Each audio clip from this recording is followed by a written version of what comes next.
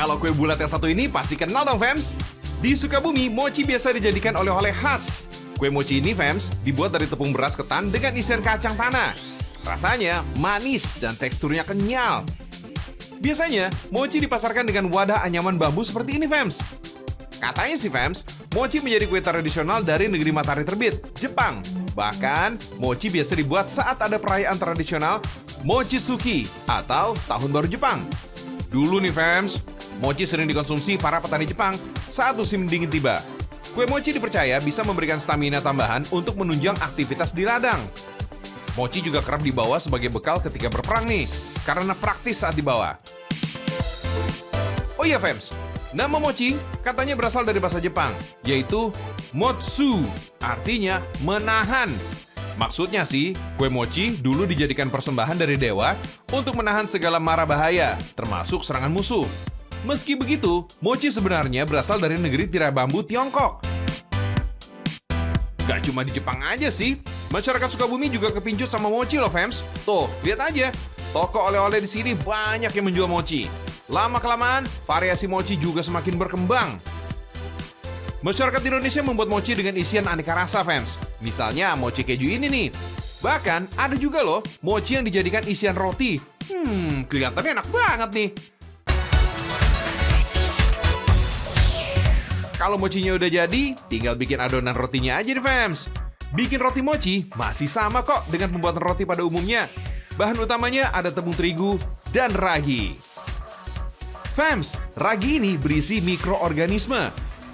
Bakteri baik ini bisa membuat adonan roti jadi mengembang.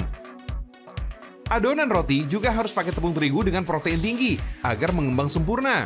Katanya, tepung terigu mengandung gluten yang nggak dimiliki oleh tepung lainnya. Gluten ini adalah sejenis protein yang nggak bisa larut di dalam air, fams. Fungsinya sih untuk menahan gas yang terbentuk selama proses peragian. Sekilas, bikin roti mochi ini mirip banget kayak bikin bolen, fams. Adonan rotinya ditipisin dulu ya. Usahakan ketebalannya rata, biar matang sempurna gitu deh. Terus, diisi pakai mochi deh, fams. Udah kebayang dong jadinya kayak apa?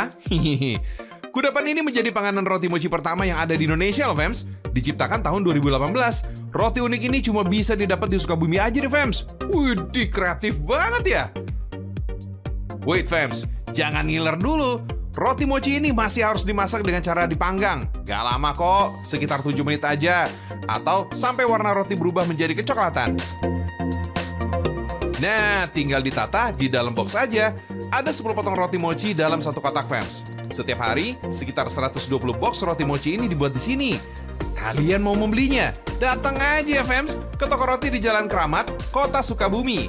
Jangan sampai kehabisan. Kalau datang terlalu sore, biasanya roti mochi ini udah habis terjual tuh, fams.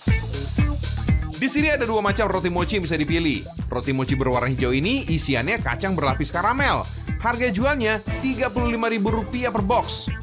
Kalau roti mochi berwarna merah muda, berisi keju, fams. Harganya sedikit lebih mahal sih.